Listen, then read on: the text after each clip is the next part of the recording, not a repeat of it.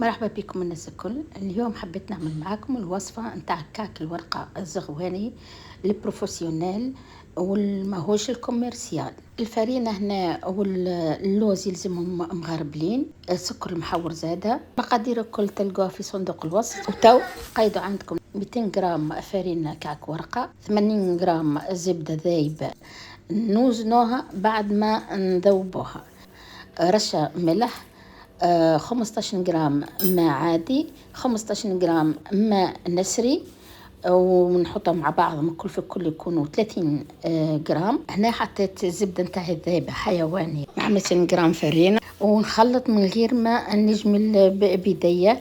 نتربو تتريبة كاكا للي تجمل الكل مع بعضها من غير عجنان، تبقى لنا هشوشة الورقة.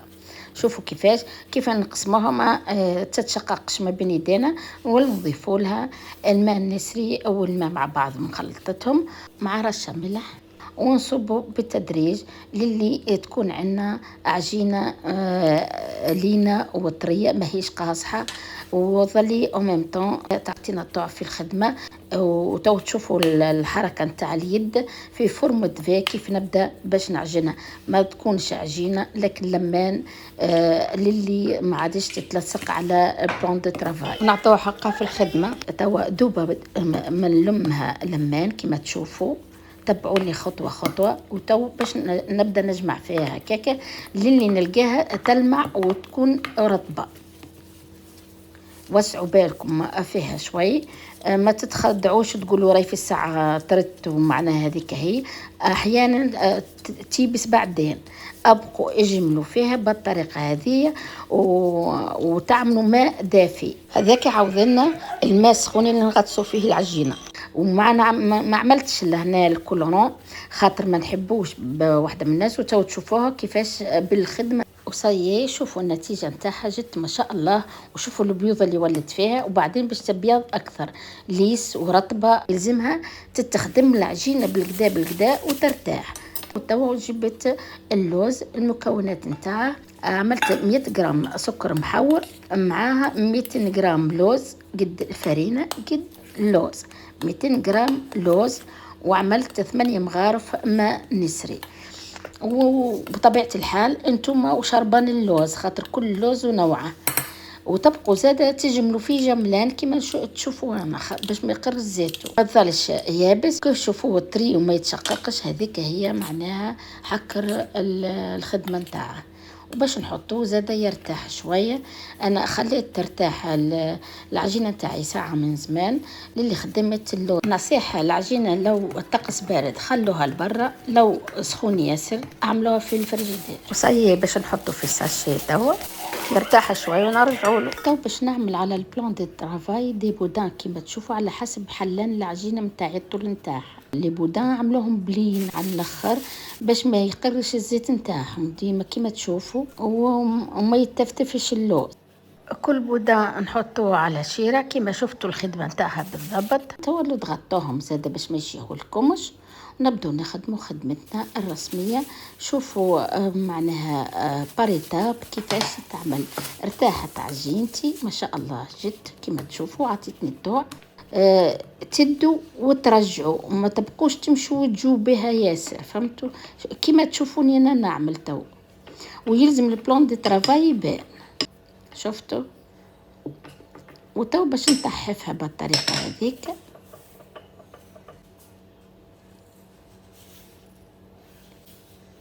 من الجناب كلها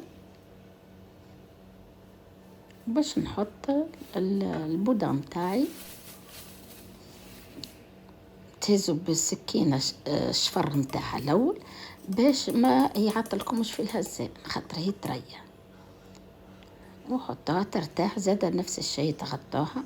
أنا كان لاحظتوش ندي ونجيب في إيديا بلين هكاك نمنعوا الهواء من دخوله بين العجينة واللوز، وما نعملوش أكثر من 2.5 دور.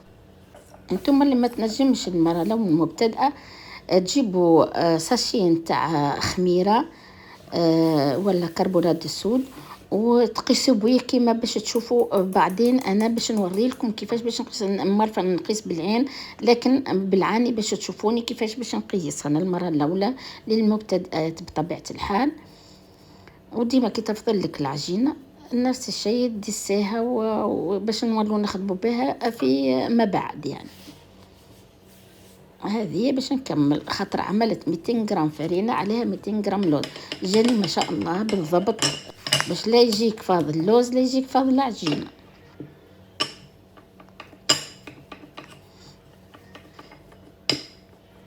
لا تحب تعمل كونتيتي كبيره بطبيعه الحال تضاعف الكميه.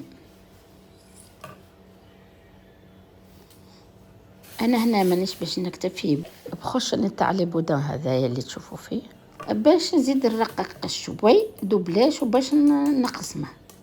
وهنا خلي نذكركم بالذرات درتين ونص لا اكثر، نزيدو دوبا ما نحفوها خاطر ما يبقاش حتى تراس فيها يلزم. صاي كملنا اللفان وتو باش نبدو نقصو كما قلت لكم بالساشي.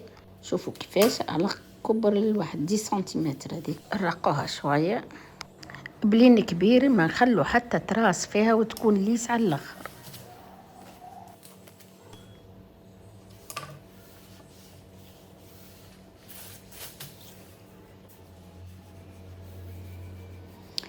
اللي تحطوه هي لولا هي اللي تبدو بها بعدين في القفله.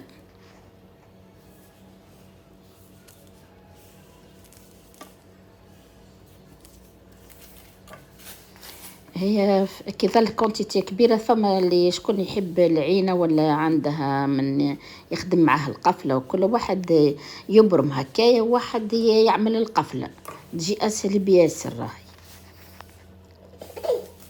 وحتى تخدمي واحد ما هيش مشكل معناها ظل حاجه للدار ولا.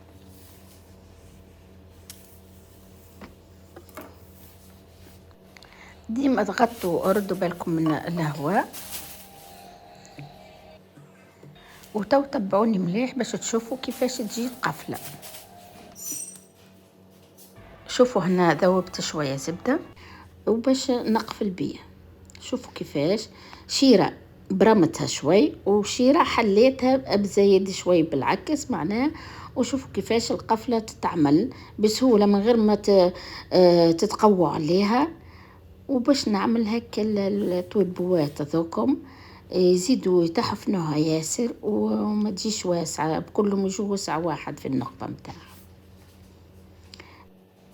تحسوا رواحكم قربتوا تكملوا نشعلوا على الفرن نخلوها تسخن بالمسبق على 140 درجة. انتي والفور متاعك يلزمها شالير تورنوت. بالنسبة اللي معناها ما عندوش المروحة يخدم من الفوق ومن اللوطة زادة. ولكن على حسب الفور متاعك راهو 140. ونخلو كعك الورقة يطيب 4 دراج حكاية 20 دقيقة حتى ل30 دقيقة. الوقت بالضبط تبقي تعسي عليها. عموما 4 دراج هي الوقت وانتي والفوق. شوفوا كيفاش القفلة من غير ما تتقوى عليها بالكل وحدها تتلم راهي كما شفتوا وما تبقاش حتى تراس.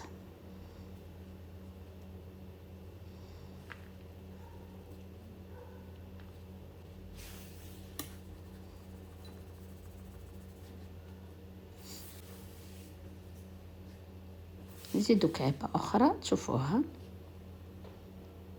راهي سهلة.